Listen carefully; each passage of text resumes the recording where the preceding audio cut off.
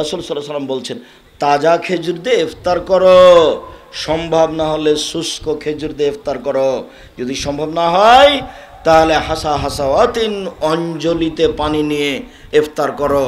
পৃথিবীতে ইফতার করার জন্য আর কোনো যোগ্য জিনিস নেই। আম জাম লিচু কলা কাঁঠাল বেল তাল নারিকেল আনারস আর ওই যে কি যে এখন ড্রাগন ফ্রাগন একটা চলবে না।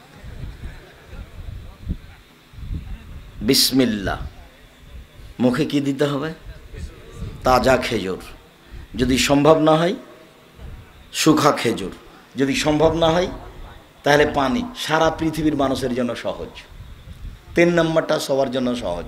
এরপর প্রয়োজনীয় খাদ্য খাবেন, এশার সালাত আদায় করে ঘুমিয়ে যাবেন, একটু পরে উঠে রাতটাকে মূল্যায়ন করবেন, তাসবিহ তাহলিল জিকির আজকার কোরআন তেলাওয়াত ক্ষমা নিতেই হবে।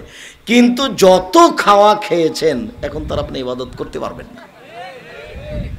আল্লাহ রাসূল প্রস্তুতি নিতেন শেষের, তো কম খেতেন, কম খাওয়াই হচ্ছে প্রস্তুতি নেওয়া। সম্মানিত দিনী ভাই বোন, আমি আপনাকে 2টা বাক্য বলে আলোচনার শেষে চলে আসলাম। একটা হলো এই আবহাওয়া দপ্তরের ইফতারের টাইম যেটা, সেটাতে ইফতার করবেন। 3 মিনিট দেরি করে ইফতার করে যারা, তাদের নীতি হচ্ছে ইহুদি খ্রিস্টানদের নীতি। আপনার জ্বলে গেলেও আসে যায় না, খারাপ লাগলেও আসে যায় না। রাসূল সাল্লাল্লাহু আলাইহি ওয়াসাল্লাম বলেছেন আমার উম্মাহ ততদিন পর্যন্ত কল্যাণে থাকবে যতদিন পর্যন্ত তাড়াতাড়ি ইফতার করবে। সেখানে তাড়াতাড়ি না করে আপনি দেরি করলেন কেন? বলছে আমি কি পেটুক, আমি একটু ধৈর্য ধারণ করতে পারি না? নিশ্চিতের জন্য 3 মিনিট দেরি করে ইফতার করছি, নিশ্চিতের জন্য 3 মিনিট আগিয়ে দাও, তাহলে তো সুন্নাত পালন হবে। আমি যেটা ভালোবাসি তার নাম ইবাদত নয়, মুহাম্মদ সাল্লাল্লাহু আলাইহি ওয়াসাল্লাম যেটা ভালোবাসেন তার নাম ইবাদত। এটা আপনাকে মনে করতে হবে। আবহাওয়া দপ্তরের যে সময়সীমা দেওয়া আছে তার চেয়ে 1/2 মিনিট 1 মিনিট আগে ইফতার করবেন। আর যেগুলো পেপার পত্রিকাতে দেওয়া আছে যে সন্ধ্যা থেকে বাঁচার জন্য 3 মিনিট লেট, এটা কখনো নয়। রাসূল সাল্লাল্লাহু আলাইহি ওয়াসাল্লামের সাথে সরাসরি উল্টা নীতি এটা। আর সাহারি করবেন, সাহারিতে বরকত আছে। রাসূল সাল্লাল্লাহু আলাইহি ওয়াসাল্লাম বলছেন তাসাহারু ফাইনু ফি আল্লাহ বারাকা, সাহারি খাও তাতে বরকত আছে, তবে কম খাবেন। আর বিসমিল্লাহ বলে ইফতার করবেন, তারপরে বলবেন যাহাবাজ জামাউ আবতাল্লাতুল উরুক ওয়া সাবাতাল আজর ইনশাআল্লাহ, আল্লাহুম্মা লাকা সুমতু ওয়া আলা রিজকা কাফতার। তো এই দোয়া চলবে না। সম্মানিত দিনী ভাই বোন, আপনাকে সতর্ক করছিলাম। রাসূল সাল্লাল্লাহু আলাইহি ওয়াসাল্লাম বলেন মান সামিয়ামান ফি সাবিলিল্লাহ, কেউ যদি আল্লাহকে সন্তুষ্ট করার জন্য একদিন সিয়াম থাকে বিনিময় জান্নাত। তিনি বলেন মান সামা রমাজানা, কেউ যদি রমাজান মাসের সিয়াম থাকে আল্লাহকে সন্তুষ্ট করার জন্য ঈমান সহকারে, তার সব পাপ ক্ষমা করা হয়েছে। তিনি বলেন মান কামা ঈমানা ওয়া ইহতিসাবান, কেউ যদি রমাজান মাসে তারাবি পড়ে তাহলে অতীতের সব পাপ ক্ষমা। রাসূল সাল্লাল্লাহু আলাইহি সাল্লাম বলেন কেউ যদি ইতিকাফ করে ঈমান সহকারে তাহলে তার অতীতের সব পাপ ক্ষমা। রমজান মাস আসলে আকাশের সব দরজা খোলা। রমজান মাস 3 ভাগে ভাগ করা হবে, এটা ভুল। পুরো মাসই দয়া, পুরো মাসই ক্ষমা, পুরো মাসই রহমত, খালি নেকি লুটে নেন। রাসূল সাল্লাল্লাহু আলাইহি ওয়াসাল্লাম বলছেন হতভাগা সেই রমজান পাওয়ার পরে পাপ মোচন করতে পারলো না যে, হতভাগা সে রমজান মাস পাওয়ার পরে পাপ মোচন করতে পারলো না যে। রমজান চলে আসছে, প্রস্তুতি নেন, কাজ কম করতে হবে। রমজান মাসকে ঠেকানোর জন্য কত প্রস্তুতি। যদি আপনি 20 প্রকার ইফতারির ব্যবস্থা করেন তাহলে যে বিক্রি করেছে তাকে প্রস্তুতি নিতে হবে, তাহলে যে তৈরি করছে তাকে প্রস্তুতি নিতে হবে। আপনি যেহেতু 20-30 আইটেম করেছেন ইফতারির, আবার আপনি রমজান মাসে 3 জোড়া 4 জোড়া কাপড় নেবেন, স্যান্ডেল নেবেন, তাহলে দর্জিকে সাপ্লাই দিতে হবে, ব্যবসাকে সাপ্লাই দিতে হবে।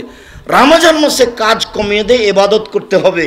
কিন্তু মানুষ 11 মাসে যা ব্যবসা করেছে তা রমজানে করবে, তাহলে ইবাদত করবে কি দিয়ে? মানুষ যারা ব্যবসায়ী তারা জনগণের প্রয়োজন মিটাই, আর জনগণ বলছে যে আমার তো প্রয়োজন আছে, 30 আইটেমে আমার ইফতারি লাগবে। ওইদিকে মহিলা বুবু নাটোরে গেছে বাজার করতে, 10টার সময় চলে গেছে, 2টার সময় ফিরে এসেছে, অনেকগুলি জিনিস নিয়ে এসেছে, ইফতারি করাবে দুলা ভাইকে, কত খুশি সে। বন্ধু বান্ধবকে ইফতারি করাবে, তার নাম রোজা। এরা কেউ সিয়াম থাকে না, এরা কি থাকে? রোজা থাকে, রোজা মানে উপবাস থাকা, সিয়াম মানে বিরত থাকা, এদের কোনো ইবাদত কবুল হবে না। সম্মানিত দিনী ভাই বোন, রমজানকে মূল্যায়ন করতে হলে কম খেতে হবে, রমজানকে মূল্যায়ন করতে হলে সব কাজ কমিয়ে গুটিয়ে আসতে হবে। 11 মাস ব্যবসা হয়েছে, 1 মাস হবে না। কিভাবে সম্পূর্ণ উল্টে গেল। 11 মাস ব্যবসা হলো না, শুধু মাস রমজান ব্যবসার জন্য থাকলো। সবাই প্রস্তুতি, যে চানাচুর বিক্রি করছে সেও প্রস্তুত, যে কাপড় বিক্রি করছে সেও প্রস্তুত, যে দর্জি সেও বলছে যে 11 মাস যত কর্মচারী থেকেছে রমজান মাসে কত কর্মচারী তার চেয়ে দ্বিগুণ 5 গুণ থাকবে না। সবাই ব্যস্ত, তাহলে ইবাদত করবে কে? তাহলে পদ্ধতি কি? সবাই তো বিক্রি করতে চাচ্ছে, সবাই তো কাজ করতে চাচ্ছে, তাহলে যারা সমাজে আছে ওদেরকে অভিলাষ আকাঙ্ক্ষা কমাতে হবে। বাস 11 মাস যেভাবে রুটি খেয়েছে ওইভাবে রুটি আর সবজি থাকবে, আর কিছু নাই, শুধু সবজি আর রুটি, এ দিয়ে সে ইফতার করে দিবে। পানি দিয়ে ইফতার করবে, নইলে খেজুর দিয়ে ইফতার করবে। আরে রাসূল সাল্লাল্লাহু আলাইহি ওয়াসাল্লাম বলছেন ব্যবসায়ী সবচেয়ে উপার্জনের জন্য দামি জিনিস।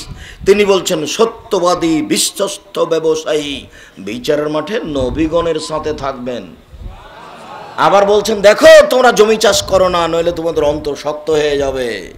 জমি চাষ জায়েজ, তবে পছন্দ নয়।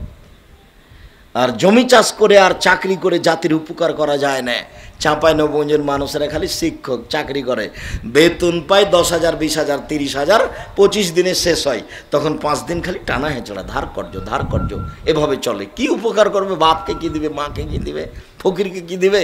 ফকির যখন চায় তখন মাফ কর, টাকা নাই তো। আর ব্যবসা মানে টাকা, প্রতিদিন আসে যায়। একদিন ছিল চকলেট, একদিন হচ্ছে কলা, একদিন হচ্ছে কাপড়, একদিন কোটি কোটি টাকার ব্যবসা। তার টাকা দিয়ে এলাকার অসহায় মানুষ দিন কাটায়, কওমি মাদ্রাসায় খরচ হয়। আমি জানি না জামিয়া সালাফে আপনারা টাকা পয়সা দেন কিনা, আমার মনে নাই নাটোরের কথা। প্রতি মাসে 26 লক্ষ টাকা লাগে বেতন। জমি কিনা তো আছেই, মসজিদ নির্মাণ তো আছেই। প্রতিদিন লেবার মিস্ত্রি 2টা প্রতিষ্ঠানে নিম্নে 50,000 থেকে কোনোদিন লক্ষ টাকা বিল আছে, নিম্নে 40,000 থেকে 2টাতে লক্ষ টাকা বিল আছে। তো তার মধ্যে আপনি আছেন কি না? না থেকে পরকাল হারার চেষ্টা করিয়েন না, থাকিয়েন। আমি আপনাকে দান করতে পরে বলেছি, আগে বলেছি জামিয়া সালাফের জন্য দোয়া করবেন। উপরে যদি কবুল হয়ে যায় সহজ, আর যদি উপরে কবুল না হয় তাহলে এটা কঠিন। তবে আমি বলেছি যে পতিতালয়ের মহিলা যদি কুকুরকে পানি পান করিয়ে জান্নাত পেতে পারে, আপনি জামিয়া সালাফিয়াতে দান করে জান্নাত পাবেন ইনশাল্লাহ। আল্লাহর রহমতের অভাব নেই। কেননা জামিয়া সালাফিয়াতে কোনো দলীয় মতামত নেই, কোনো সংগঠন নেই, কোনো মাযহাব নেই। কেউ কাউকে ধর্মের ব্যাপারে চাপ দিয়ে কিছু বলতে পারবে না। সবাই কোরআন হাদিস অনুপাতে চলে। কেউ ওখানে কোনো দলীয় দাপট, কোনো আপনার সংগঠনিক কোনো নিয়ম নীতি পেশ করতে পারবে না। ওখানে সব নীতিমালাতে আছে যে এগুলো চলবে না, সংকীর্ণতা নেই।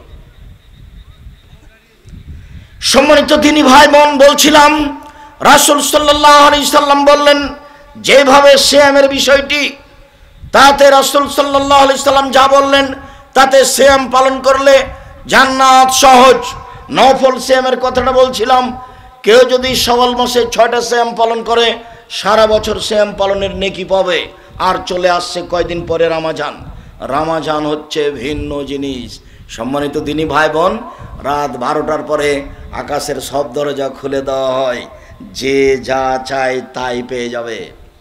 দিন 12টার পরে আজানের সময় হলেই সব দরজা খুলে দেওয়া হয়, ওই সময়ে যে যা চায় সে তাই পেয়ে যাবে।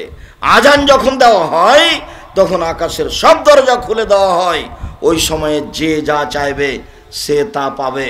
রাসূল সাল্লাল্লাহু আলাইহি ওয়াসাল্লাম বলছেন লা ইউরাদ্দু দুআ বাইনাল আযান ওয়াল ইকামা, আযান ইকামাতের মাঝে দোয়া ফেরত দেওয়া হয় না। আযান ইকামাতের মাঝে দোয়া ফেরত দেওয়া হয় না। আযান ইকামাতের মাঝে দোয়া ফেরত দেওয়া হয় না। ওই সময়তে জমি জায়গা চান, বাড়ি ঘর চান, ছেলে মেয়ে চান, শিক্ষা দীক্ষা চান, সুবিধা চান, সব চান, সব দিয়ে দেওয়া হবে। রাসূল সাল্লাল্লাহু আলাইহি ওয়াসাল্লাম বলছেন রাতে একটা সময় আছে, ওই সময়ে মানুষ যে যা চায় তাকে তা দিয়ে দেওয়া হয়। সেটা হচ্ছে রাতের 3 ভাগের 2 ভাগ পার হওয়ার পরে। এইটা ধরতে হলে 10টার সময় ঘুমিয়ে যেতে হবে। আর তোমাকে যুবক বলছে একটা কথা, যে বড় মোবাইল ব্যবহার করো না, ওকে আজ ওর গায়ে পেশাব করে দে, বলো চিরদিনের জন্য তোমাকে বিদায় করে দিলাম।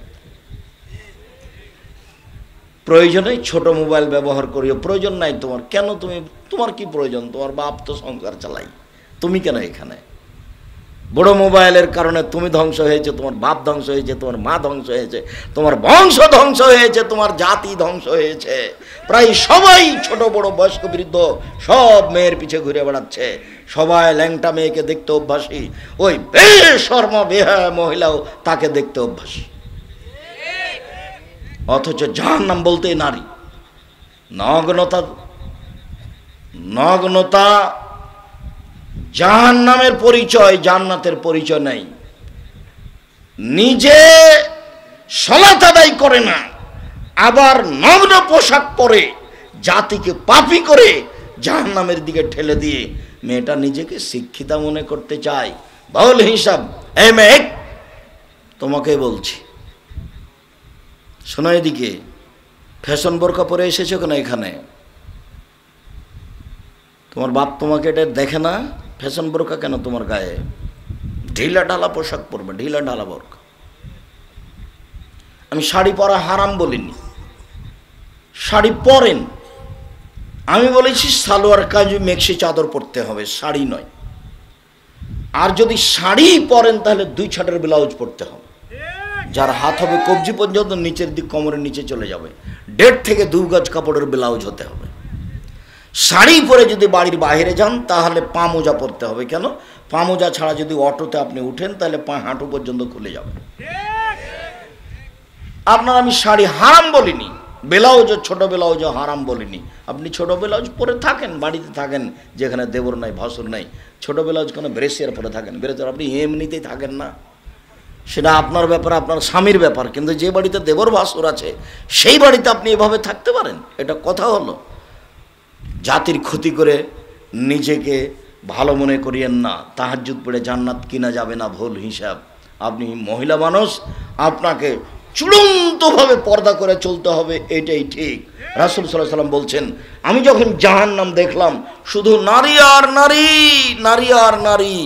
রাসূল সাল্লাল্লাহু আলাইহি ওয়াসাল্লাম বলছেন যে পৃথিবীর মানুষ শুনে রেখো, 2 শ্রেণীর মানুষরা জাহান্নামে যাবে, আমি তাদের দেখিনি।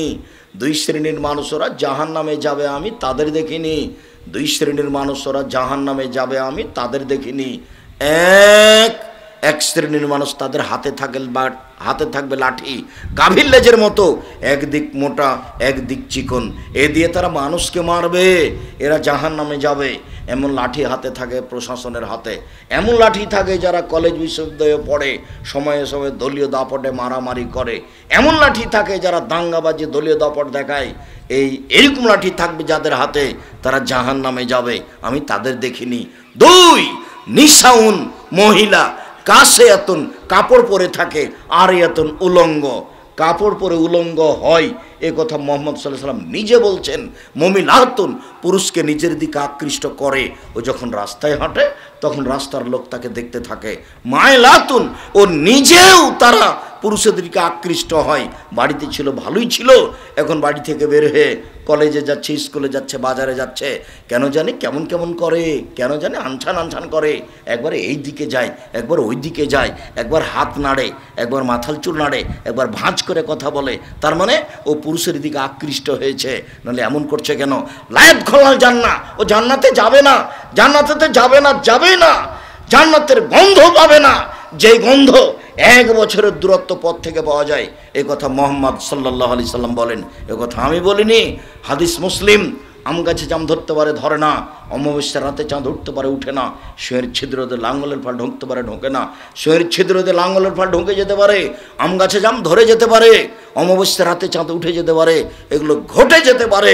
আমি যে কথা বললাম এতে সন্দেহ আছে বলে কিয়ামত পর্যন্ত চেষ্টা করলে সরিষা ঢোকানো যাবে না, যা বলছি তাই থাকবে।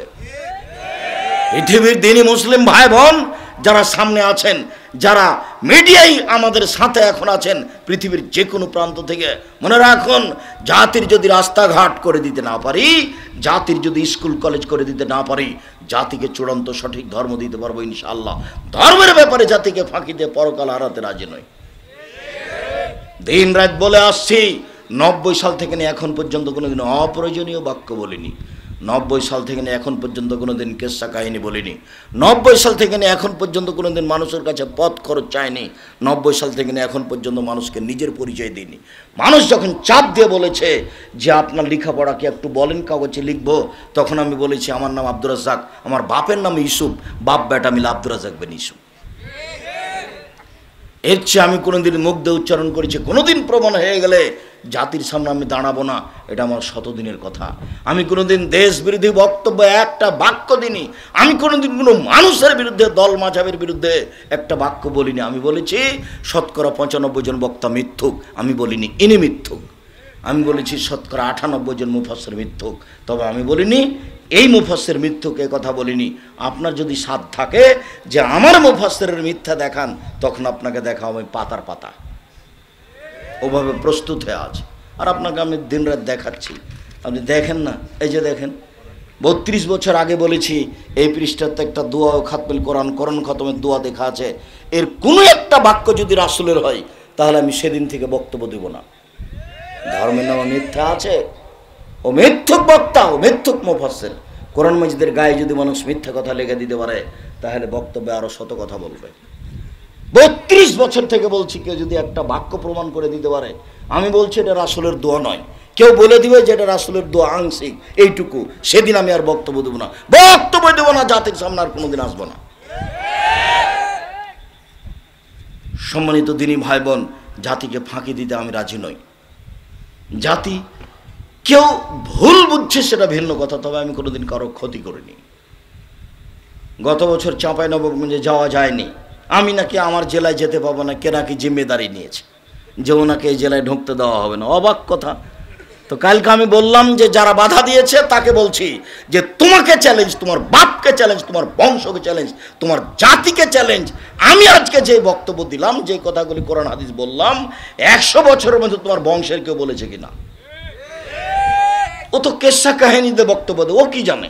ও তো এসেছে মাদনগরে তাফসির মাহফিলে, ইউসুফ জুলেখার কাহিনী বলেছে 2 ঘন্টা, তারপরে বলছে ইউসুফ জুলেখার কাহিনী শেষ করতে আরো 3 দিন লাগবে। ও কিছুই বলেনি, ও কি কোরআন হাদিস বলবে? ও তো প্রতারণা দিয়ে গেছে। ধর্ম তো এমন নয়।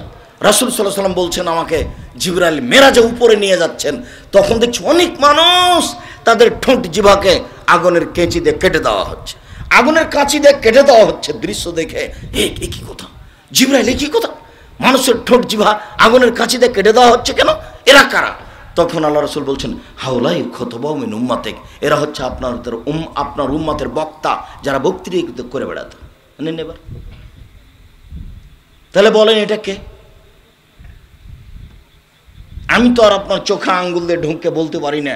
রাসূল সাল্লাল্লাহু আলাইহি ওয়াসাল্লাম বলছেন যে আল্লাহর নবী বলছেন যে আমি জিবরাইলকে যখন বললাম যে এরা কারা যাদের জিভা কেটে দেওয়া হচ্ছে, তখন জিবরাইল আমাকে বলছে আপনার উম্মতের যারা বক্তৃতা করে বেড়াতো ওরা।